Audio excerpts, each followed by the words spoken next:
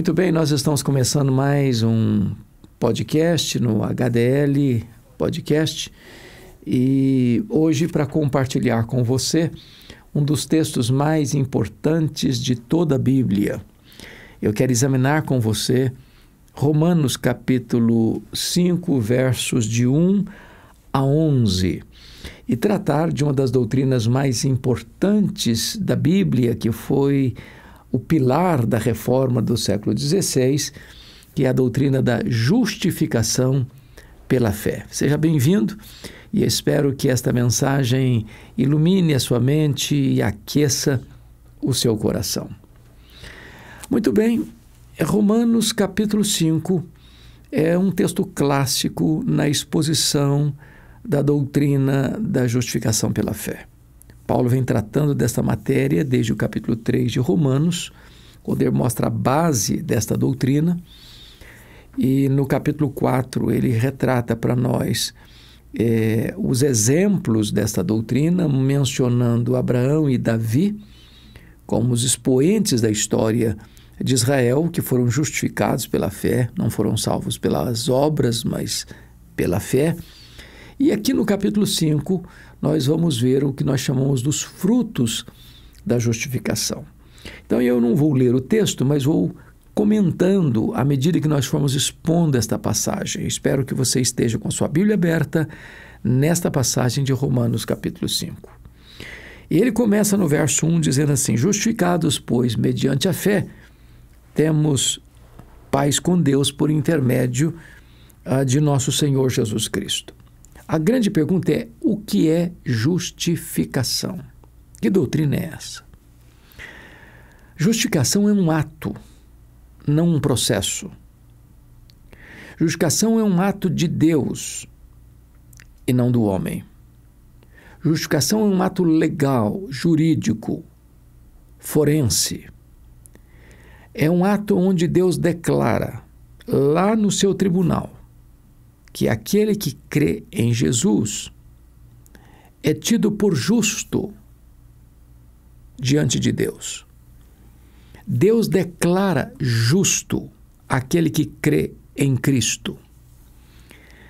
Justificação, portanto, não acontece dentro de você, mas fora de você. É um ato que é feito diante do tribunal de Deus. Por isso é um ato legal. Em outras palavras, a justificação é quando Deus, em virtude do sacrifício que Cristo fez por nós, como nosso substituto, representante fiador, a nossa culpa foi lançada sobre Ele, o nosso pecado foi lançado sobre Ele, Ele carregou sobre o seu corpo no madeiro os nossos pecados e morreu pelos nossos pecados. Ele quitou a nossa dívida. Então, se você crê em Cristo, você é declarado isento de culpa. Não há mais condenação sobre a sua vida. A sua dívida já foi quitada. E mais do que isso, a justiça plena de Cristo é colocada em sua conta. De tal maneira que, quando Deus puxa sua ficha lá no tribunal do céu, não apenas não tem mais dívida, mas tem um crédito infinito. Toda a justiça de Cristo é depositada em sua conta. Paulo menciona essa transação lá na sua segunda carta aos Coríntios, capítulo 5, a partir do verso 18 ao verso 21. E no verso 19, Paulo diz assim: Deus estava em Cristo reconciliando consigo o mundo, não imputando aos homens as suas transgressões. A palavra imputar é uma doutrina bíblica da imputação, ou seja, imputar é colocar na conta de. Deus não colocou na nossa conta a nossa dívida impagável. Deus colocou a nossa dívida na conta de Cristo. Ele quitou a nossa dívida, não com ouro, não com prata, mas com seu sangue. E agora a Bíblia diz: aquele que não conheceu o pecado, Deus o fez pecado por nós, para que nele nós fôssemos feitos justiça de Deus. Então, quando você crê no Senhor Jesus, você é declarado justo, não feito justo, porque você não pode confundir justificação com santificação. Justificação é um ato único, irrepetível. Santificação é um processo que começa na regeneração e só vai terminar na glorificação. Então, é deste assunto que Paulo está tratando, da justificação. E ele diz assim: justificados, pois, mediante a fé. Você não é justificado por causa da sua fé, mas mediante a fé. A causa meritória da justificação não é a fé, é o que Cristo fez na cruz. É a sua morte vicária, substitutiva. A fé é o instrumento de apropriação. Não é a causa meritória. É a causa instrumental. E agora Paulo vai mencionar aqui 3 frutos da justificação pela fé. Primeiro fruto, paz com Deus. Versículo 1. Temos paz com Deus. O que significa temos paz com Deus? É diferente de Filipenses 4:7. E a paz de Deus, que excede todo entendimento, guardará o vosso coração e a vossa mente em Cristo Jesus. Paz com Deus é diferente de paz de Deus. Paz com Deus significa que antes, outrora, você estava numa posição de inimizade contra Deus. Paz com Deus significa que agora você foi reconciliado com Deus. É um novo status que você tem. Outrora réu, agora filho. Outrora inimigo, agora amigo. Outrora estranho, agora filho. Então, paz com Deus não é um sentimento que tem no seu coração. Não, isso é paz de Deus.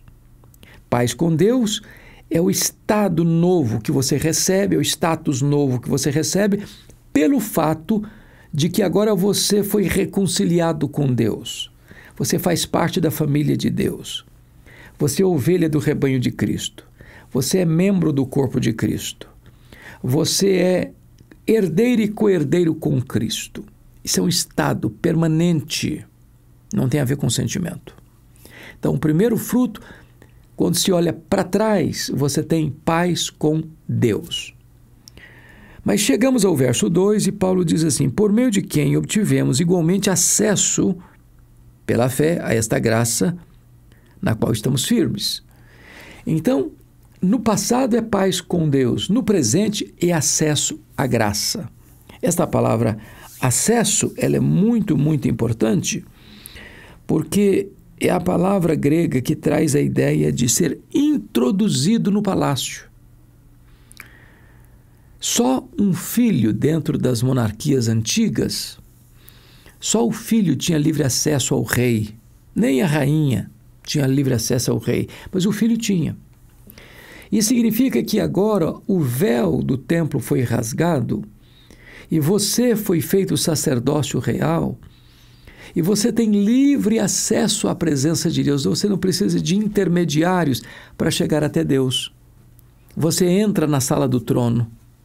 Você tem livre acesso ao palácio do rei. Você tem plena comunhão com o rei. Você tem livre acesso à graça. Então, no passado, paz. No presente, no passado, paz, no presente, graça, livre acesso à graça. Mas agora Paulo vai trazer uma terceira perspectiva do fruto da justificação. Você tem paz com relação ao passado, você tem graça em relação ao presente, mas ele segue dizendo assim no verso 2: e gloriamo-nos na esperança da glória de Deus. O que Paulo está dizendo é que você tem paz em relação ao passado, graça em relação ao presente e glória em relação ao futuro. Em outras palavras, você não tem medo mais do amanhã. Você não teme mais a morte. Isso porque a morte foi vencida, o aguilhão da morte foi arrancado. E para você agora que crê no Senhor e está justificado, o futuro não é sombrio, não é apavorante. Você se gloria. Sabe por quê? A Bíblia diz que morrer em Cristo é deixar o corpo e habitar com o Senhor. É partir para estar com Cristo, o que é incomparavelmente melhor. É ir para a casa do Pai, para o paraíso, para o seio de Abraão, para a Nova Jerusalém, para a bem-aventurança eterna.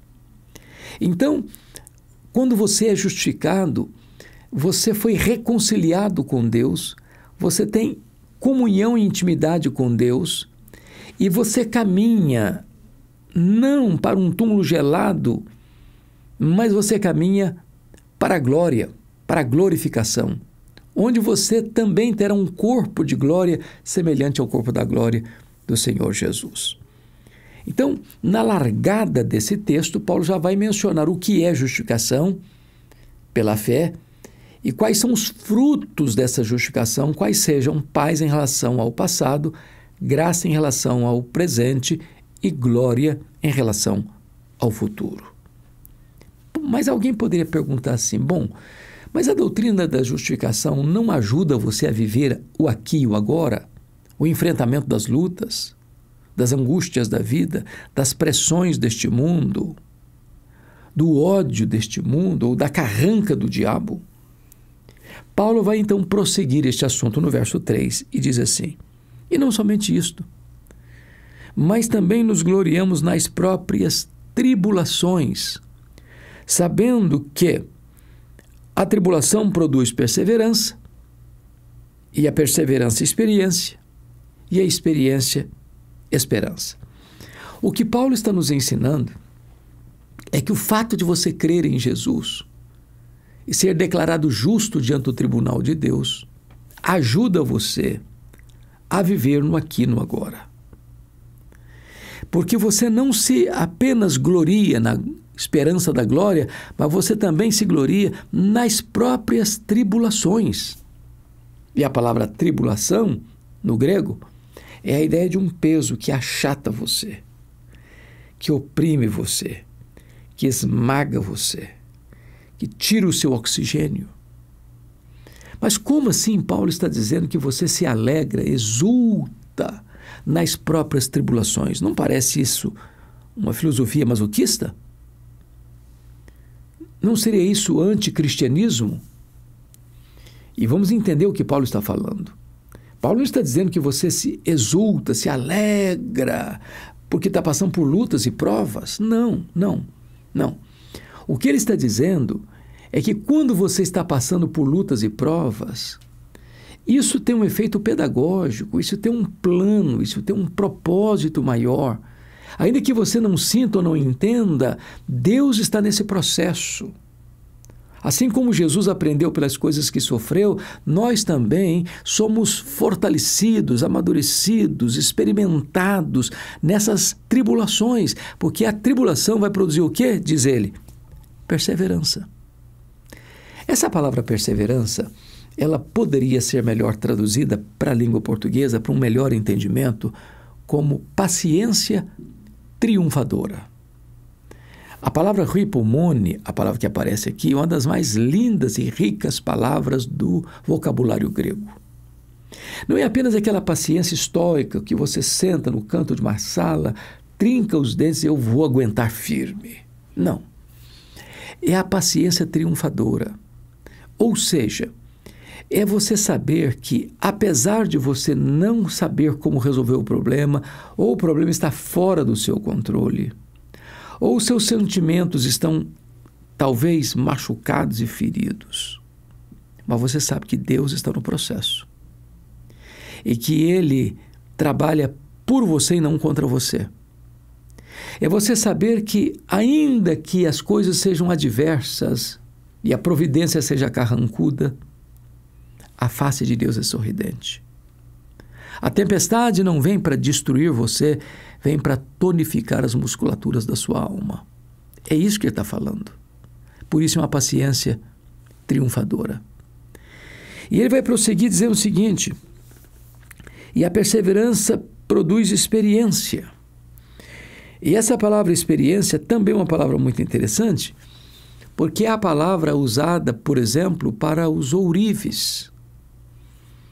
Era aquelas pessoas que trabalhavam com metais nobres, que lançavam o metal ainda mesclado com impurezas, com escórias, para limpar o metal, torná-lo mais belo, mais nobre, mais rico, mais útil.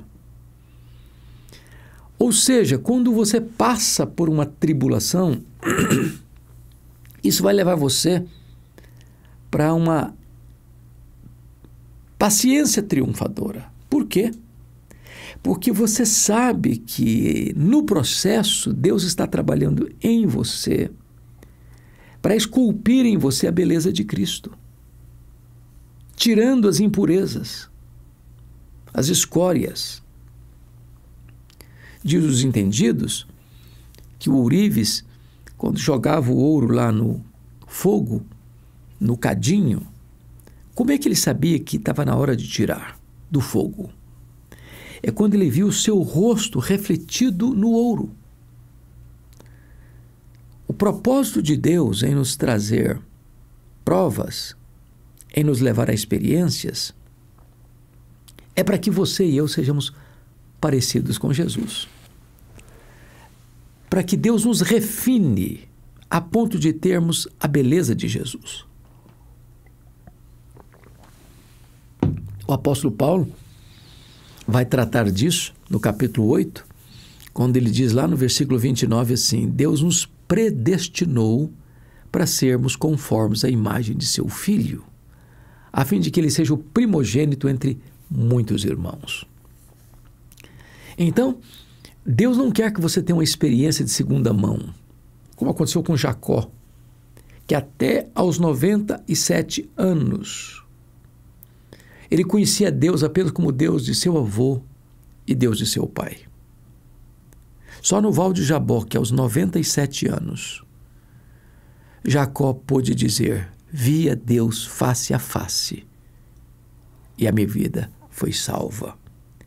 E a partir daí você vai encontrar reiteradas vezes na Bíblia: Deus é o Deus de Abraão, Deus é o Deus de Isaque, Deus é o Deus de Jacó. Não basta você conhecer o Deus do seu avô ou do seu pai. Ele precisa ser o Deus da sua vida. E aí, Paulo conclui dizendo o seguinte: e a experiência produz esperança. Ou seja, essa experiência de Deus nos transformar vai trazer a esperança de que Deus está trabalhando em você, fortalecendo você, a fim de que você possa ter a convicção plena e segura de que você vai ser parecido com Jesus, transformado à imagem de Jesus, de glória em glória. Pelo Senhor, o Espírito Santo, você vai sendo transformado, e transformado, e transformado, e transformado. Então, chegamos ao versículo 5, ele diz assim: ora, a esperança não confunde, porque o amor de Deus é derramado em nosso coração pelo Espírito Santo que nos foi outorgado. E ele vai tratar aqui agora deste amor de Deus por você. E esse amor tem 3 características muito, muito importantes. Em primeiro lugar, este é um amor abundante. O amor é derramado no nosso coração, o amor de Deus. É uma chuvarada deste amor. São torrentes caudalosas deste amor. É a fruição em catadupas, em torrentes caudalosas, deste amor que vem encharcando, inundando o seu coração de gozo, de prazer, de alegria, de contentamento. Deus derrama sobre nós copiosamente, abundantemente este amor. Isso é resultado da reconciliação com Deus, resultado da justificação pela fé. Você conhece este amor. Que tipo de amor? Um amor abundante. Mas esse amor de Deus tem uma segunda característica. Este amor não é apenas abundante. Este amor é imerecido. Aqui no capítulo 5, Paulo vai dizer, no versículo de número 6, que nós éramos fracos, que nós éramos ímpios. No versículo 8, ele vai dizer que nós éramos pecadores. No versículo 10, ele vai dizer que nós éramos inimigos.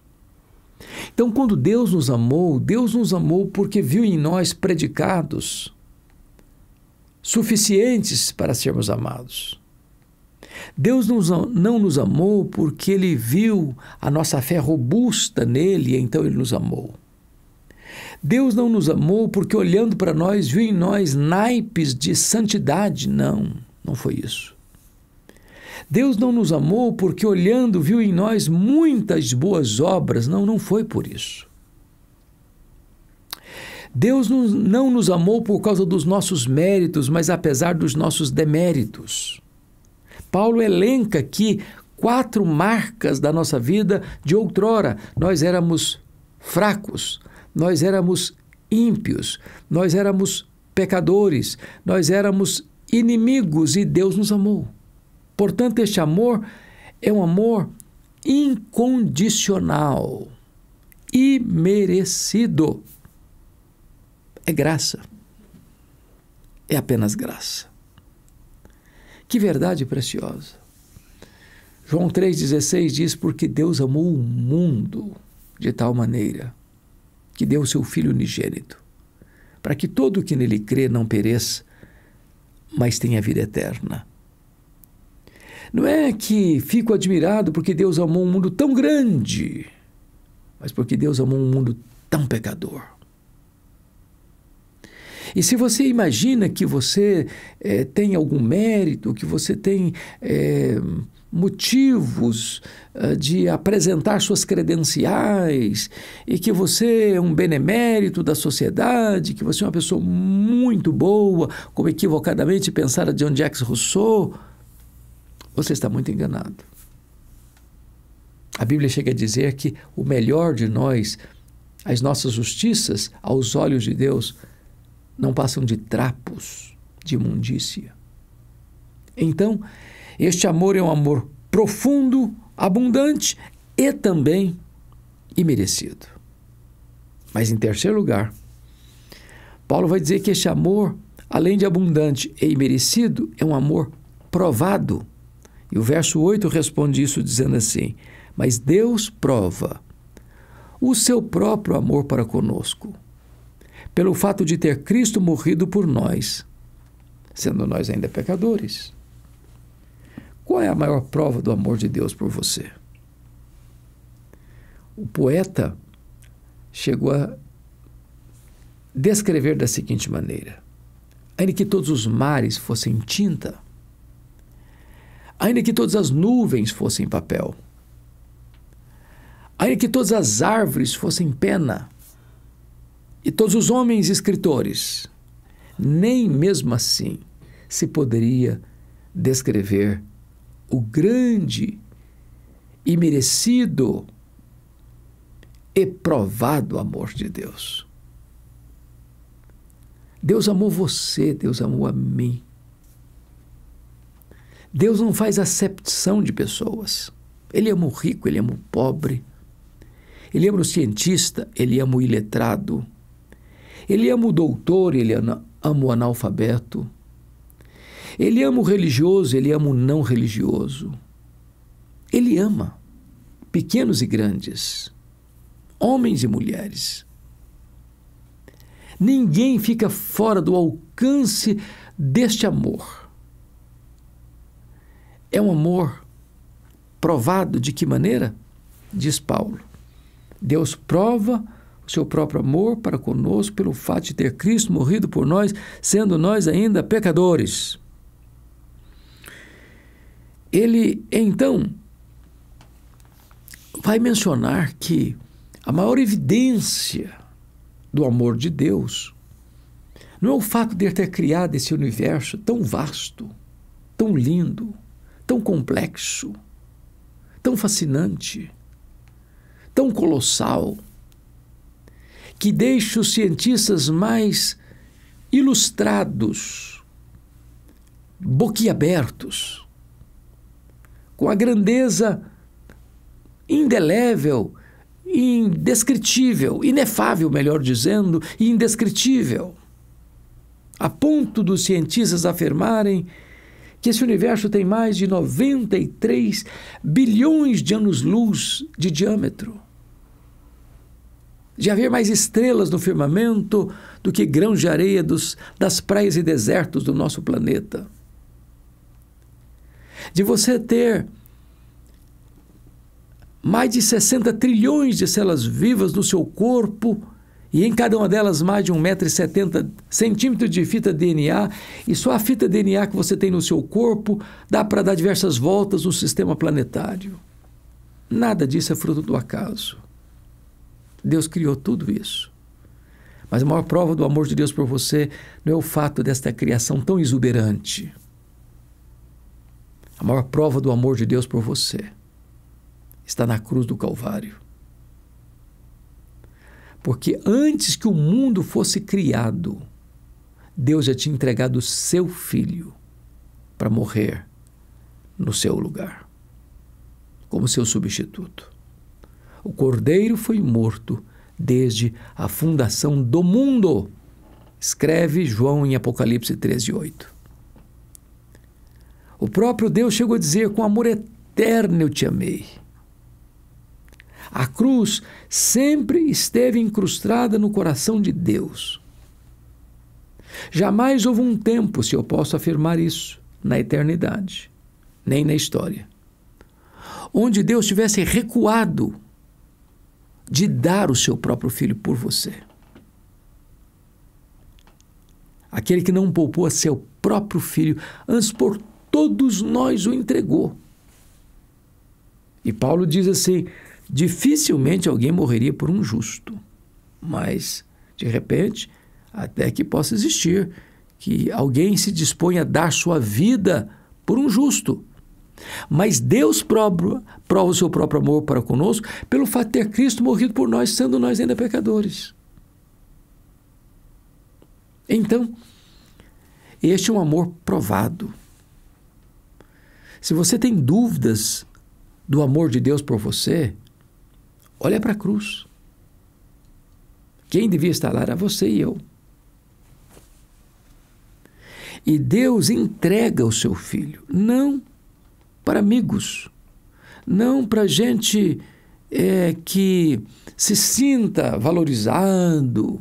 Não, Deus entrega o seu próprio Filho para gente que nada merece, nada tem a oferecer em troca. Deus entregou seu Filho para morrer em seu lugar, pelos seus pecados. Deus provou isso. Então, não duvide do amor de Deus por você. Não questione o amor de Deus por você. Deus não escreveu nas nuvens em letras de fogo: eu te amo. Deus esculpiu na cruz do seu Filho: eu te amo. E então, levando essa análise para a conclusão, Paulo vai dizer no versículo 11 assim: e não apenas isto, mas também nos gloriamos em Deus por nosso Senhor Jesus Cristo, por intermédio de quem recebemos agora a reconciliação. Ele já havia se gloriado na esperança da glória. Ele já havia se gloriado nas próprias tribulações. Agora ele se gloria no próprio Deus.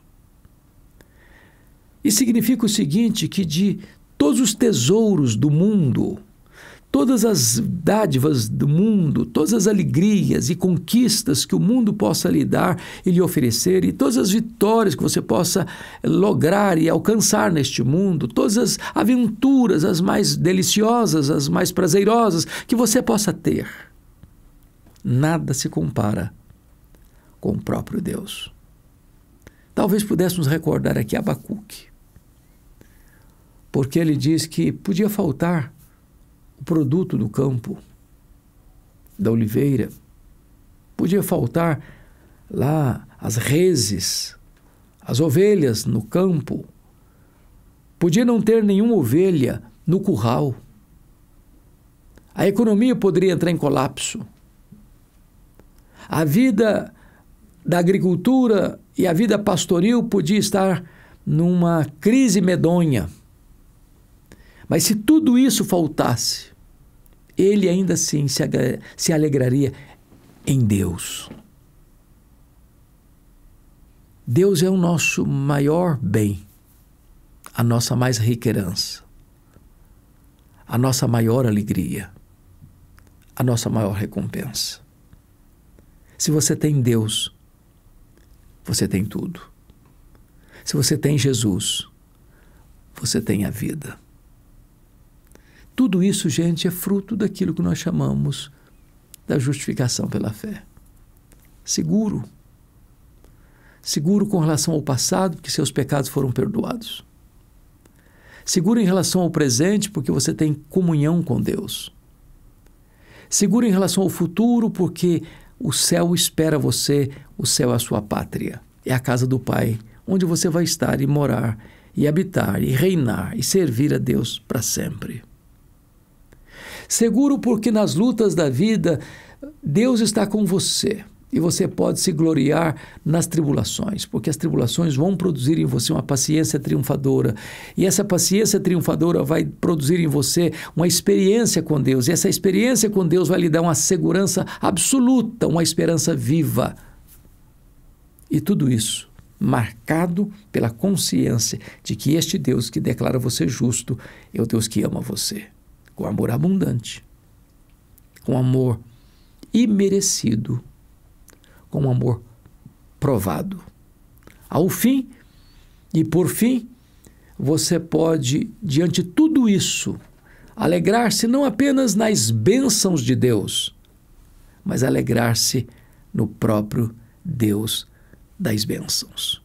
Eu espero que esta mensagem sobre a justificação pela fé, os seus frutos e os seus resultados possam inundar o seu coração de grande gozo, trazendo luz para a sua mente e aquecendo o seu coração. Deus abençoe, portanto, a sua vida.